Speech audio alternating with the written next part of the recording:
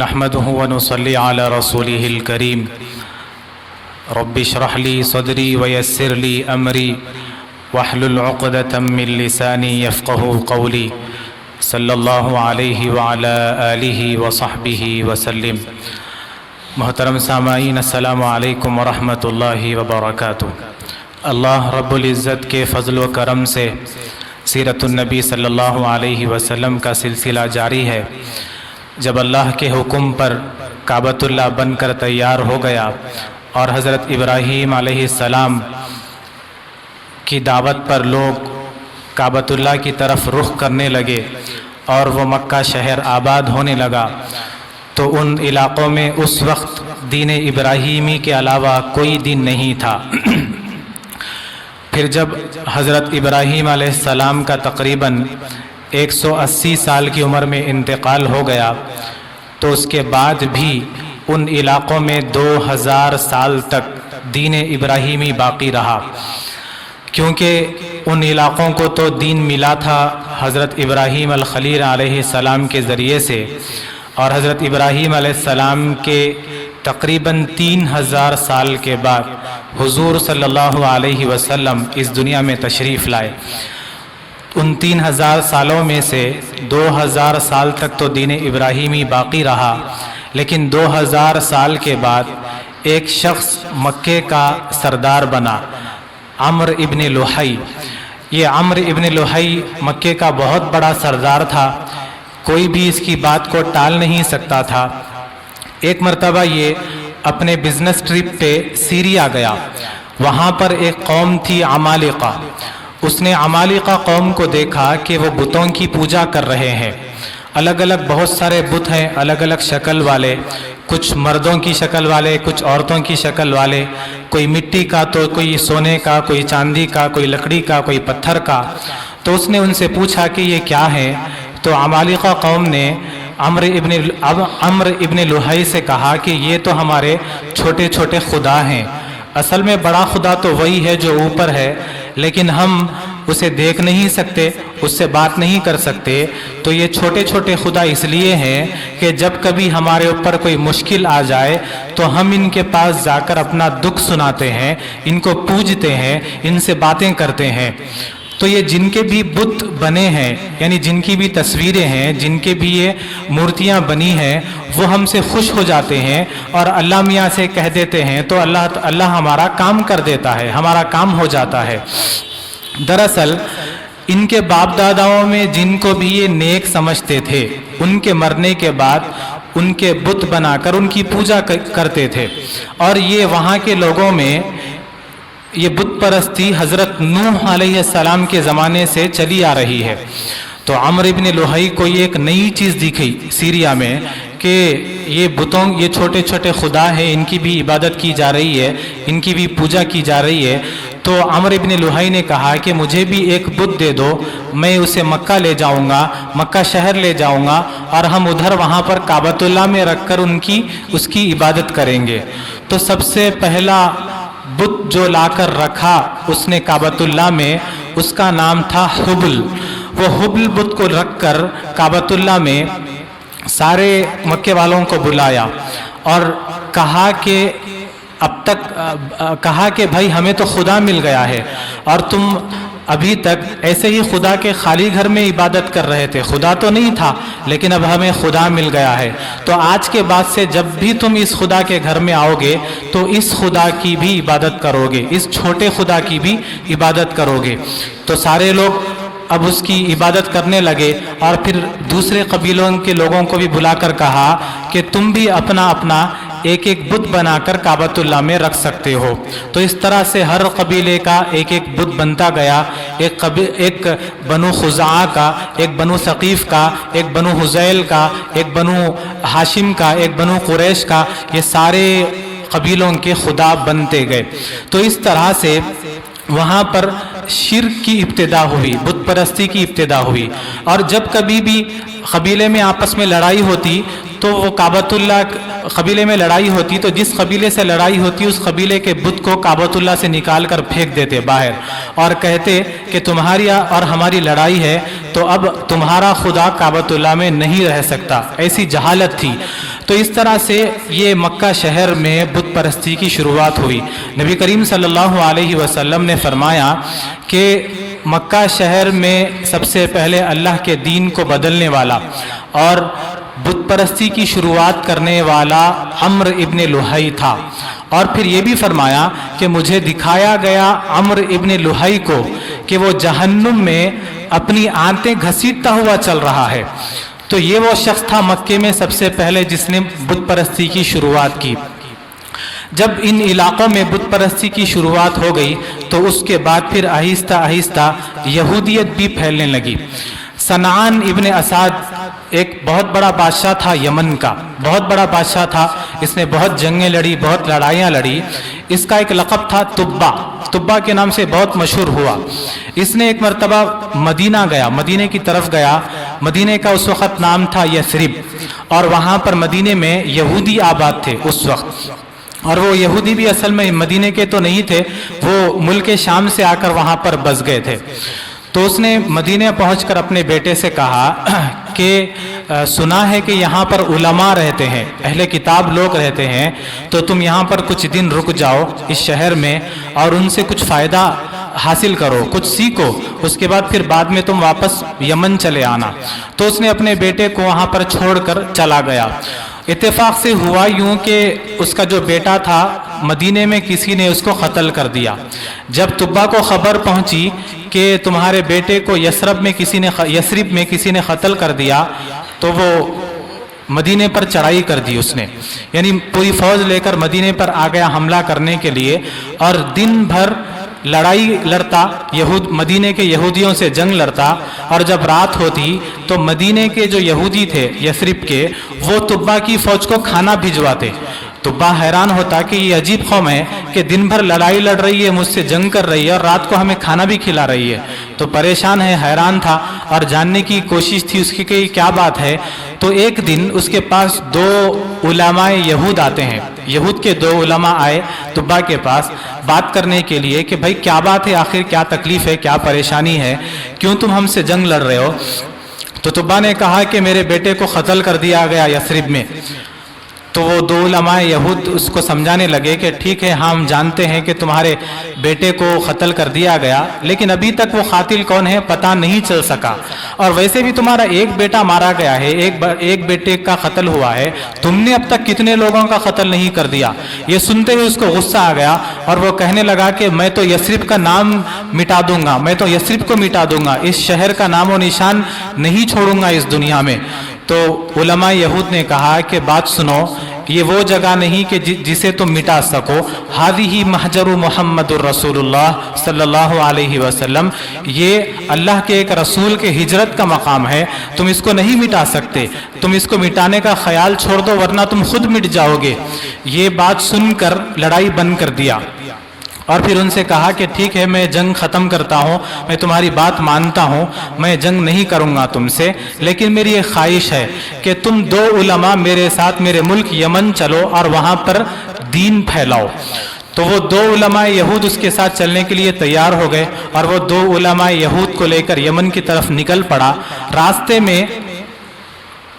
میں مکہ شہر ملا، مکہ شہر سے ہوتے ہوئے یمن کی طرف جایا کرتے تھے۔ تو راستے میں جب مکے کے قریب پہنچا تو بنو حذیل قبیلے کے کچھ لوگ پہنچے طبا کے پاس اور کہنے لگے کہ کیا ہم تمہیں هل تريد من الذهب والفضة ومن المجوهرات شيئا عظيما، کیا ہم تمہیں سونے چاندی ہیرے جواہرات کا کیا تم چاہتے ہو کہ ہم تمہیں سونے چاندی ہیرے جواہرات کا ڈھیر بتلائیں؟ تو طبا نے کہا کہ کون نہیں چاہتا ہے۔ تو وہ بنو حذیل کے لوگوں نے کہا کہ آگے وہاں پر ایک گھر ہے، کعبۃ اللہ ہے، اس میں ساری دنیا کا ڈھیر سارا سونا چاندی ہیرے جواہرات پڑے ہیں، اگر تم چاہتے ہو تو اس پر حملہ کر کر لے لو۔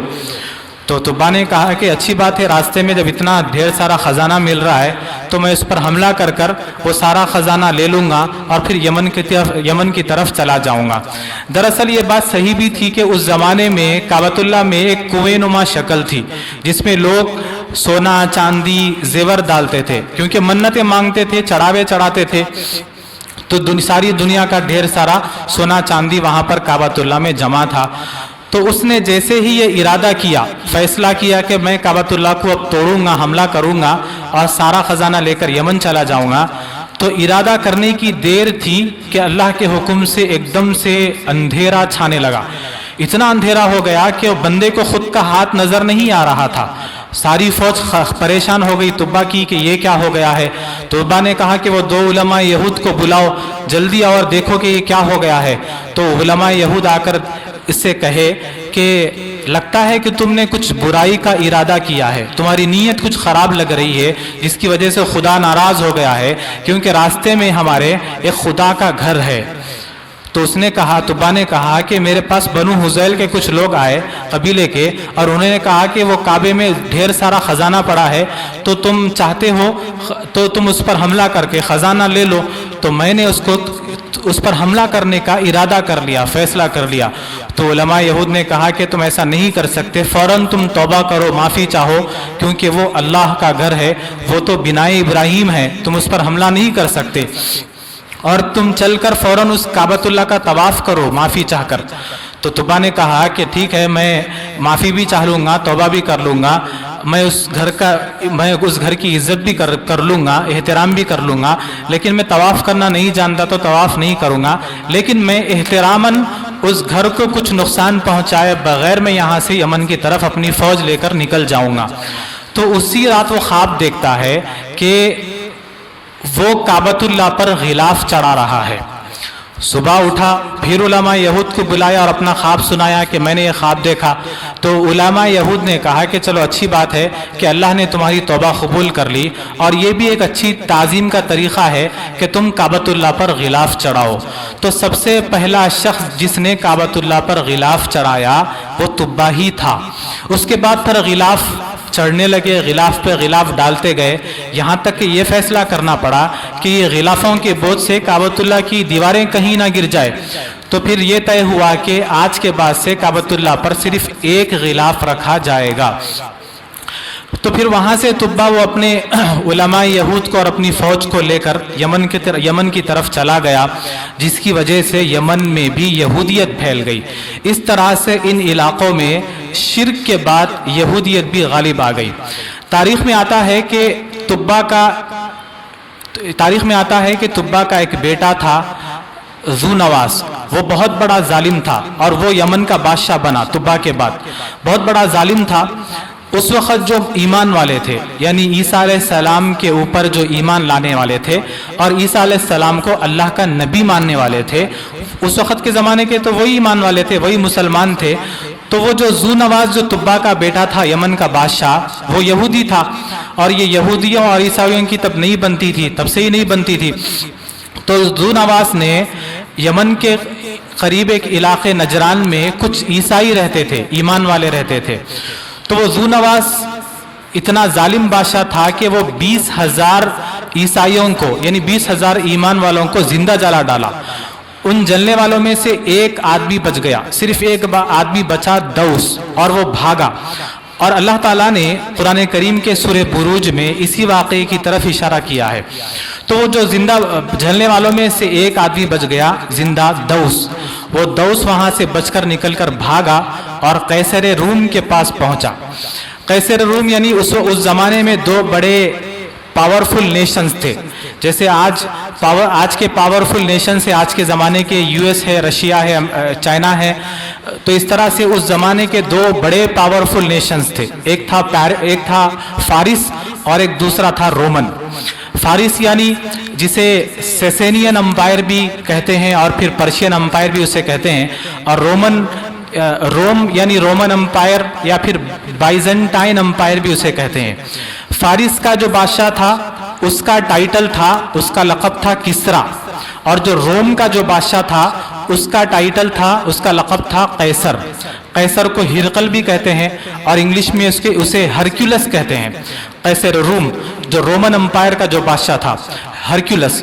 اگر آج کے میپ کے حساب سے اگر ہم سمجھنا چاہیں کہ یہ ان کی طاقتیں کتنی تھی، تو جو عربین پیننسولا جو ہے، مڈل ایسٹ جو عرب کا حصہ ہے، ٹکڑا ہے، تین طرف سے پانی ہے. اگر ہم میپ میں دیکھیں گے تو عربین پیننسولا کو تین طرف سے پانی ہے. اوپر کا حصہ جڑا ہوا ہے جو اسرائیل، لبنان اور سیریا کا جو حصہ ہے، بالکل وہ اوپر کے حصے کے درمیان سے رائٹ کا جو حصہ تھا وہ پرشین امپائر تھا، فارس تھا، اور بالکل وہاں سے لیفٹ جو تھا، لیفٹ کا حصہ ایریا تھا، وہ سارا کا سارا رومن امپائر تھا.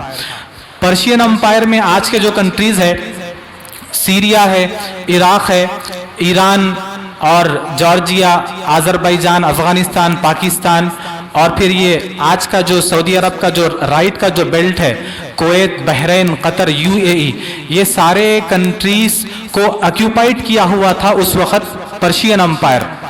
اور رومن امپائر کے جو آج کے جو کنٹریز ہے، جارڈن ہے، جارڈن، اسرائیل، لبنان، ترکی اور گریس ہے، سائپرس ہے، ایجپٹ ہے، بلگیریا، رومینیا، یہ سارے کنٹریز پر اس وقت رومن امپائر کا ڈومینیشن تھا. تو یہ دو پاورفل نیشنز تھے، ساری دنیا پہ ان کا دبدبا تھا، ایک فارس کا اور ایک روم کا. تو فارس کے بادشاہ کو کسرا کہتے ہیں، روم کے بادشاہ کو قیصر کہتے ہیں، ہرکیولس.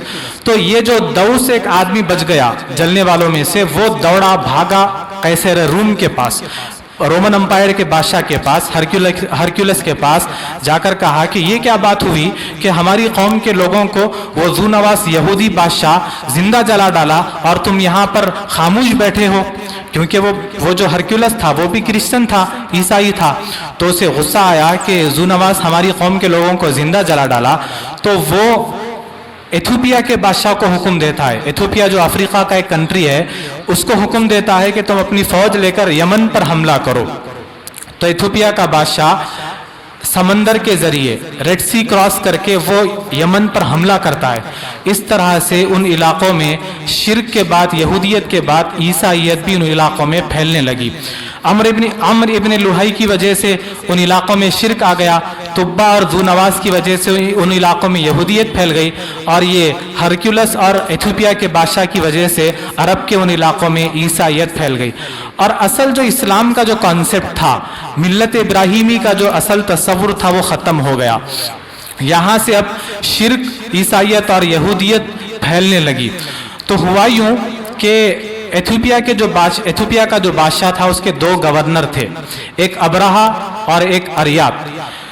ایتھوپیا کے بادشاہ کے مرنے کے بعد یہ دو گورنروں میں لڑائی ہوئی، ابرہا میں اور اریات میں. تو ابرہا نے کہا کہ اریات سے کہا کہ دیکھو تم بھی اور میں بھی دونوں ایک بادشاہ کے گورنر ہیں، اگر میری فوج ماری جاتی ہے تو بھی ہماری قوم مرے گی، اگر تمہاری فوج ماری جاتی ہے تو بھی ہماری قوم مرے گی.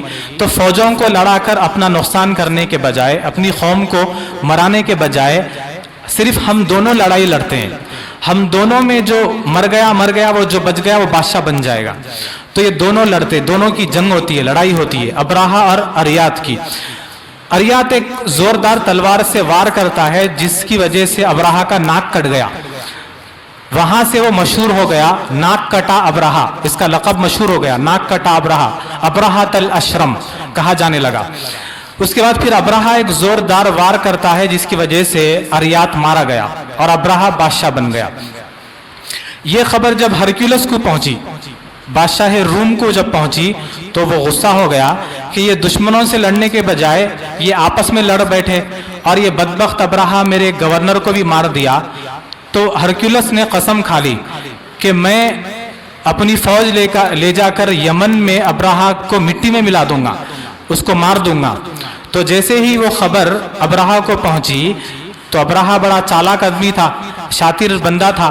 تو اس نے اپنے سر پر اس طرح پھرایا اور سارے بال ایک تشت میں رکھے، اور ایک دوسرے تشت میں یمن کی مٹی ڈالی، اور اپنے قاصد سے یہ تشت قیصر روم کے پاس بھجوایا کہ جناب میں تو آپ کا غلام ہوں، اور چونکہ آپ نے قسم کھا لی تھی مجھے مٹی میں ملانے کی، تو یہ میرے بال بھی حاضر ہیں سر کے، اور یہ مٹی یمن کی بھی حاضر ہے، تو آپ یہ یمن کی مٹی کو میرے بالوں میں ڈال دو، آپ کی قسم بھی پوری ہو جائے گی.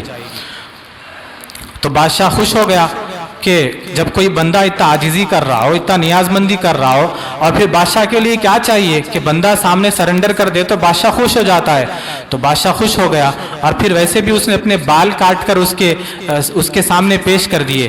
بال کٹوانے کا مطلب یہ ہے کہ اس نے اپنی گردن جھکا دی, اپنی گردن کٹا دی, کیونکہ ورنہ اللہ تعالیٰ کو کیا ضرورت ہے کہ احرام میں, حج میں, عمرے میں ہمارے بالوں کی اللہ کو کیا ضرورت ہے. مقصد تو یہ ہے کہ ہم نے اللہ کے حکم پر اپنی گردن جھکا دی بالوں کو نکال کر. ہم نے اپنی محبوب ترین چیز اللہ کے راہ میں قربان کر دی, اللہ کے سامنے اپنے آپ کو جھکا دیا. تو اس نے وہ چال چلی اور قیصر روم کو خوش کر دیا, وہ اسے معاف کر دیا, خوش ہو گیا.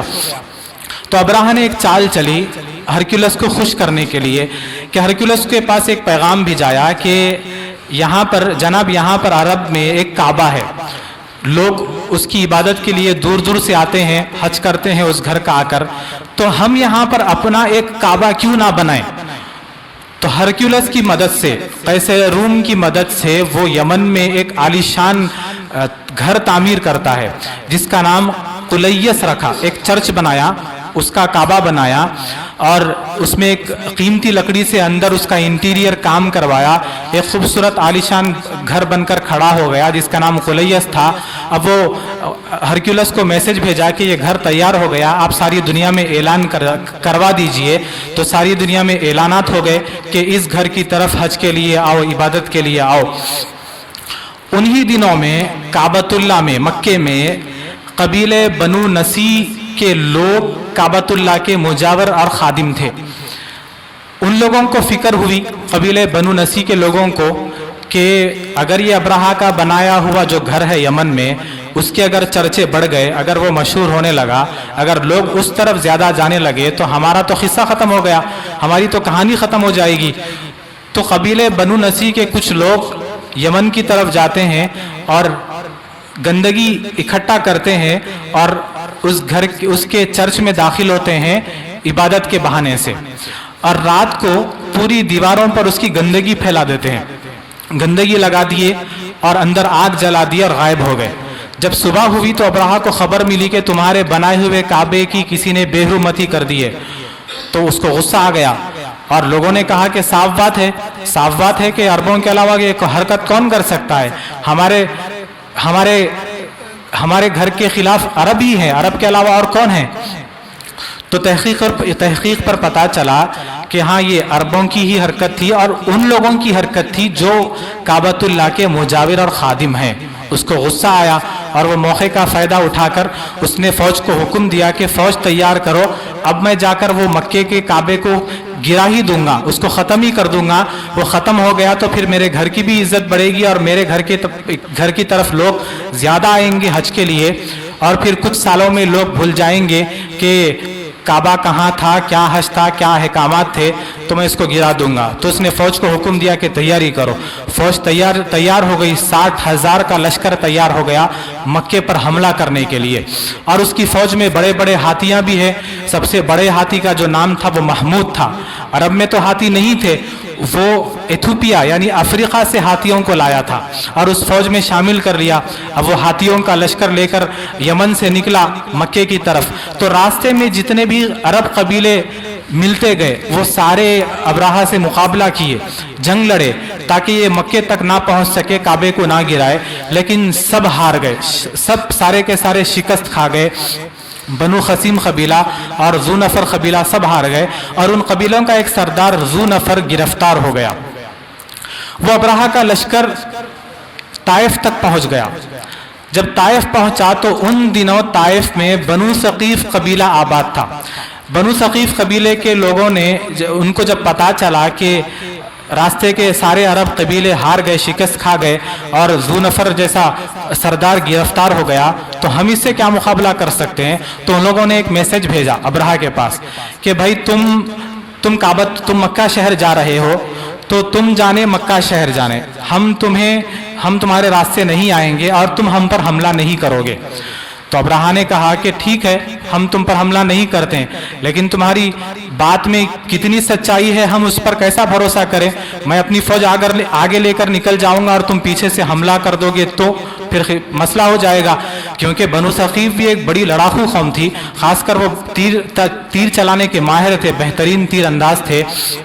تو ابرہا نے جب پوچھا تو بنو ثقیف کے لوگوں نے اپنے ایک آدمی کو حوالے کر دیا ابرہا کے، ابو رغال نامی شخص کو، کہ یہ ابو رغال تمہارے ساتھ رہے گا، ہمارا آدمی، اور تمہیں طائف سے مکے تک کا بھی راستہ بتلائے گا، کیونکہ اس وقت طائف سے مکے تک کا راستہ بہت مشکل تھا، اگر راستہ معلوم نہ ہو تو 2 دن کے سفر کے لیے 10 دن لگ جاتے۔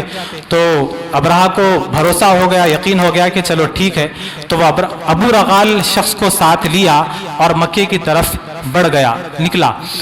تو اتفاق سے ہوا یوں کہ آدھے راستے میں وہ ابو رغال مکے کے قریب پہنچ کر ابو رغال کی موت ہو گئی، ابو رغال مر گیا۔ تاریخ میں آتا ہے کہ جب کبھی وہاں سے عرب گزرتے اس کی خبر کے پاس سے تو اس کی خبر پر پتھر مارتے کہ یہی وہ غدار ہے جس نے ابرہا کی فوج کو مکے کا راستہ بتلایا۔ تو بہرحال وہ کعبۃ اللہ کے قریب پہنچ گیا اور اپنا پڑاؤ ڈال لیا اور حکم دیا اپنی فوج کو کہ آس پاس جو بھی ملے، آدمی ملے، مال ملے، آدمی ملے، جانور ملے، مال مویشی ملے، جو بھی ملے سب کو پکڑ لو، کیونکہ مکے والوں پر ایک ڈر، ایک خوف، ایک دبدبہ پیدا کرنا تھا۔ تو اس کی فوج نے بہت سارے مویشیوں کو پکڑ لیا، جس میں 200 اونٹ عبد المطلب کے پکڑے گئے۔ یہ عبد المطلب حضور صلی اللہ علیہ وسلم کے دادا ہیں۔ جب عبد المطلب کے اونٹ پکڑے گئے تو عبد المطلب ابرہا کے خیمے میں داخل ہوئے اس سے بات کرنے کے لیے۔ تو کہتے ہیں کہ جب اس کے خیمے میں داخل ہوئے تو ابرہا پر ایسا رعب پڑا، ایسا اس کے اوپر ایک خوف طاری ہو گیا کہ وہ حیران ہو گیا عبد المطلب کو دیکھ کر کہ یہ کون آدمی ہے اتنا خوبصورت جمال والا، اور عبد المطلب ایسا بولنے والا آدمی، ایسا بہترین بات کرنے والا آدمی، اور پھر وہ حضور صلی اللہ علیہ وسلم کے دادا ہوں، تو پھر تو ابرہا پر ایک رعب پیدا ہونا ہی تھا۔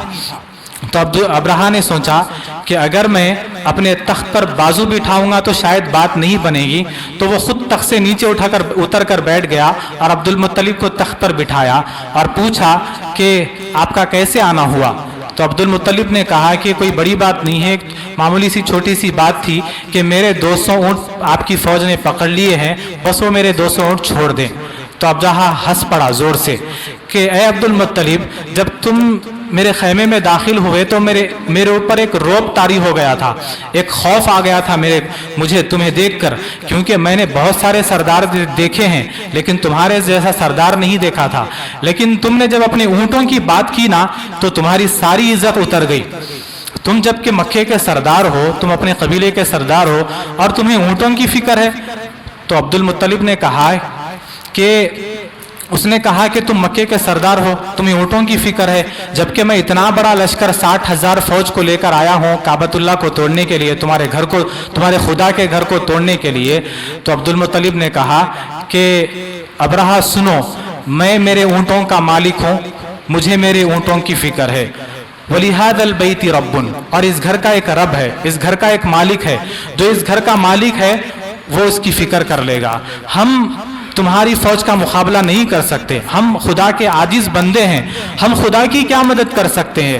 خدا اس کی خود حفاظت کر لے گا اس گھر کی، ہم تمہارے راستے میں نہیں آئیں گے۔ تو ابرہا جب یہ سنا تو ابرہا نے کہا کہ ٹھیک ہے، تم تمہارے اونٹ لے جاؤ اور تمہارے قبیلے والوں سے کہہ دو کہ میں تم سے جنگ لڑنا نہیں چاہتا، میں صرف کعبۃ اللہ کو توڑنے کے لیے آیا ہوں، گرانے کے لیے آیا ہوں، میرے اگر راستے میں کوئی آیا تو پھر میں نہیں چھوڑوں گا۔ تو عبد المطلب نے کہا کہ ٹھیک ہے۔ وہ کعبۃ اللہ کے پاس آئے اور سارے مکے والوں کو جمع کیے، اعلان کیا کہ مکے والوں پہاڑوں پر چڑھ جاؤ اور اللہ سے دعائیں مانگتے رہو۔ اور عبد المطلب سارے قبیلے کے سرداروں کو لے کر کعبۃ اللہ کا طواف کیے اور ملتزم کے پاس کھڑے ہو کر دعا کی کہ مولا ہم تیرے عاجز بندے ہیں، ہم تیرے گھر کی حفاظت نہیں کر سکتے، تو جانتا ہے ہم بے بس ہیں، ہم ابرہا کا مقابلہ نہیں کر سکتے، تو آج آپ کے گھر کی آپ خود حفاظت کر لیجئے۔ یہ دعا مانگ کر عبد المطلب بھی پہاڑوں پر چلے جاتے ہیں۔ وہاں ابرہا اپنی فوج کو حکم دیا کہ چلو محمود ہاتھی کو اٹھاؤ اور کعبۃ اللہ کی طرف آگے بڑھو۔ تو محمود ہاتھی کو اٹھایا گیا، ہاتھیاں آگے بڑھنے لگے، 60,000 کا لشکر کعبۃ اللہ کی جانب بڑھنے لگا۔ تو وہ جو ذو نفر جو گرفتار ہوا تھا عرب قبیلوں کا سردار راستے میں، تو وہ ذو نفر موقع ملتے ہی وہ محمود ہاتھی کے کان سے لٹک گیا جا کر اور پکارنے لگا ابرک یا محمود، ابرک یا محمود، امامک بیت اللہ، امامک بیت اللہ، اے محمود بیٹھ جا مت بڑھ، آگے خدا کا گھر ہے، اے محمود بیٹھ جا مت بڑھ، آگے خدا کا گھر ہے۔ جیسے ہی یہ سننا تھا وہ محمود ہاتھی بیٹھ گیا۔ اب ابرہہ حکم دیتا ہے کہ محمود کو چلاؤ، محمود چلتا نہیں ہے۔ جب یمن کی طرف رخ کرتے ہیں تو محمود چلتا ہے، جب کعبۃ اللہ کی طرف رخ کرتے ہیں تو محمود نہیں چلتا، جب یمن کی طرف رخ کرتے ہیں تو پھر چلنے لگتا ہے، ادھر رخ کرتے ہیں تو نہیں چلتا۔ ابرہہ پریشان ہے، تو ابرہہ نے کہا کہ محمود کا ایک لمبا چکر لگاؤ اور پھر کعبے کی طرف موڑو اس کو۔ تو ایک محمود ہاتھی کا ایک لمبا چکر لگایا گیا، پھر کعبۃ اللہ کی طرف جب موڑا گیا تو پھر بیٹھ گیا۔ ابرہہ پریشان کہ یہ محمود ہاتھی کو کیا ہو گیا ہے۔ اسی کشمکش میں تھا کہ اللہ کے حکم سے سمندر کی طرف سے چھوٹے چھوٹے پرندوں کے جھنڈ اٹھے، جن کے پاس ہر پرندے کے پاس 3 کنکریاں تھیں، 2 پنجوں میں 1 چونچ میں، اور اللہ کے حکم سے وہ پرندے ابرہہ کے لشکر پر آ کر کنکریاں چھوڑنے لگے۔ تو قرآن کہتا ہے الم تر کیف فعل ربک باصحاب الفیل الم یجعل کیدہم فی تضلیل وارسل علیہم طیرا ابابیل ترمیہم بحجارۃ من سجیل فجعلہم کعصف مأکول، فجعلہم کعصف مأکول۔ تو اللہ نے انہیں ایسے کر دیا جیسے وہ کھایا ہوا چبایا ہوا چارہ بن گئے ہوں، یعنی اتنا اللہ انہیں بے بس کر دیا، بے جان کر دیا، جیسے جانور چارہ چبانے کے بعد چارے کی جو حالت ہو جاتی ہے اللہ نے اس کی فوج کو ویسے کر دیا۔ کہا جاتا ہے کہ جب کنکر جسم پر لگا تو جسم سے گوشت جھڑنے لگا، ایک بیماری پیدا ہو گئی۔ تو اس طرح نے اللہ تعالیٰ اپنے گھر کی حفاظت کی۔ اور عربوں کے پاس کوئی کیلنڈر نہیں تھا، کوئی تاریخ نہیں تھی۔ جب ان سے پوچھا جاتا، وہ بڑے بڑے واقعات کو یاد رکھتے تھے، جب ان سے پوچھا جاتا کہ محمد کب پیدا ہوئے تو وہ کہتے ولد سنۃ الفیل، محمد اس سال پیدا ہوئے جس سال ہاتھیوں کا قصہ ہوا۔ حضرت ابراہیم علیہ السلام کے بعد جب یہ سارے عرب میں کفر اور شرک کا اندھیرا چھا گیا، یہودیت اور نصرانیت نے اپنے جھنڈے گاڑ دیے، تو اب میرے محمد مدنی صلی اللہ علیہ وسلم کی آمد ہو رہی ہے، جن کے ذریعے اللہ نے صرف عربی نہیں بلکہ ساری دنیا میں وحی کی روشنی کو پھیلا دیا اور دین اسلام کے جھنڈے گاڑ دیے۔ انشاءاللہ تعالی آنے والے جمعہ میں ہم سنیں گے ولادت مصطفیٰ صلی اللہ علیہ وسلم۔ وآخر دعوانا ان الحمد للہ رب العالمین۔